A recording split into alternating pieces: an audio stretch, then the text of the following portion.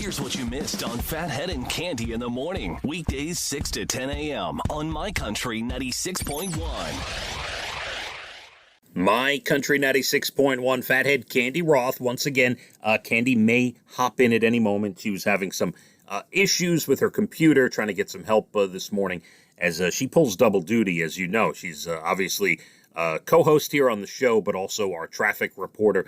So she's dealing with that. Nonetheless, we move on, and hopefully she jumps in. If not, all good. Besides Veterans Day today, which we have talked about all morning, and thank you once again to all of our veterans who have served in war or not, who have served in the military. And I guess, I put the official definition of veteran up on our social media. It is anyone who has served in the military and has left the military with anything other than a dishonorable discharge. So anyone who has served, and anyone, of course, who has served in war, for sure, war veterans. And thank you so much to all of you. It is also National Sundae Day. So why don't you go get a sundae for a veteran? See what kind of ice cream they like, and there you go. Soft serve vanilla with some hot fudge and sprinkles coming your way to the veterans would be a nice thing to do today. Before we get to some stories here, quick thing on the CMAs tonight. CMA Awards tonight in Nashville. As you may or may not know, they're actually going to bring all the artists in to be together. They're going to be on the floor. I think it's at the Bridgestone Arena in Nashville. They're going to be on the floor, no seats. It's going to be little cocktail tables. You're allowed one guest, so it's you and your guest at an individual table, and they're all going to be separated. They're going to have multiple stages, so while someone's performing, the other stages behind the scenes will be cleaned and deep cleaned and everything, getting ready for the next setup, for the next performance. They've also, as you know, have been testing the artists all week during rehearsals for coronavirus. That is where Lee Brice and Tyler Hubbard of Florida Georgia Line found out that they had COVID. So I'm sure they will continue to do that, and maybe even tonight a rapid test before they enter the arena. As far as the awards are concerned, we used to do competitions. Cande would pick, I would pick, and we'd see who got the most.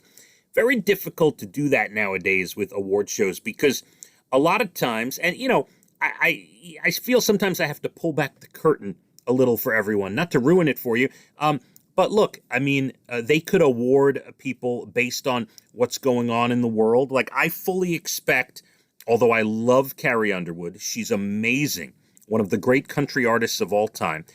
I expect Carrie to get Entertainer of the Year, not because she doesn't deserve it, but because they are really raising up females this year in country music and making a point of trying to do that, which I fully agree with. But it's hard to pick. If I was going to pick an Entertainer of the Year, it would probably be Keith Urban or Eric Church or Luke Combs.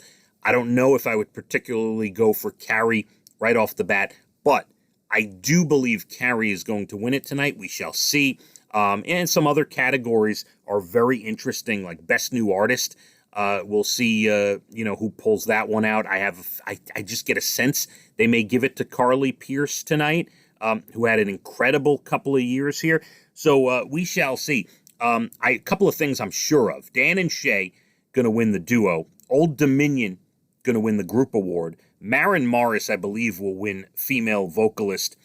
I'm hoping Luke Combs wins male vocalist and album of the year.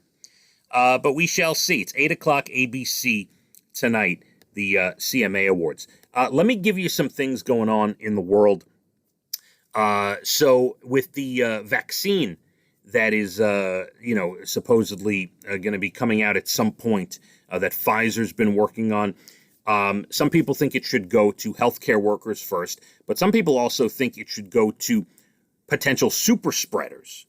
Like epidemiologists say we should prioritize the 20% or so people who have contact with a lot of people and due to their job or social life, and they should get the vaccine first.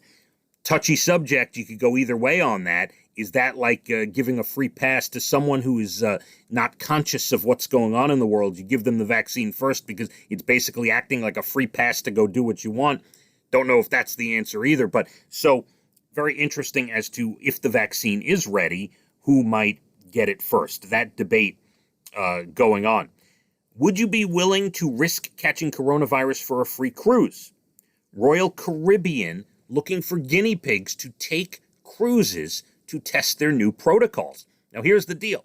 These cruise lines, as they get ready to reopen, even if it's in a limited capacity, and who knows when it's going to happen, but they need to test their coronavirus protocols. And Royal Caribbean looking for people to take free cruises. You're not going to get paid, and it's going to be, it's not going to be like, hanging out at the pool doing belly flop competitions. It's going to be the whole point is that the cruise line tests their coronavirus protocols, but they are looking for people to do that. I have a cruise set up for July. My honest opinion, I don't believe it's going to happen. We shall see. But anyway, if you want to be a guinea pig, feel free. Enjoy. A new survey found 2/3 of Americans would support a 1-month lockdown with essential businesses only being open. There is bacon hoarding going on in the UK. They are down 25% on pork products and bacon, few and far between, hard to come by. And here's a sobering thought for you, because we don't talk about it enough. 1,345 people died over the last 24 hours in the United States from coronavirus. 1,345, bringing the full total 245,700. Sobering thoughts. Going to leave you on a couple of good notes for you. National parks have been a great place to get away. The VA announced all veterans and Gold Star families will now have a lifetime free pass to visit national parks. Well done. A retired contractor in Massachusetts, staying busy.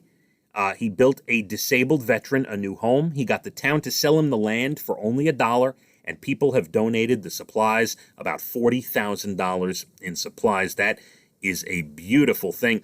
And one more for you. A 64-year-old in New Jersey spent 75 days in the hospital, 54 on a ventilator. When he got out, he wanted a nice big steak. After he was able to recover and eat solid foods, a local butcher brought him a 48-ounce ribeye and said, "Here you go. It's on me." And the man had his steak. Well done. My Country 96.1. Phathead and Cande in the morning, weekdays 6 to 10 a.m. on My Country 96.1.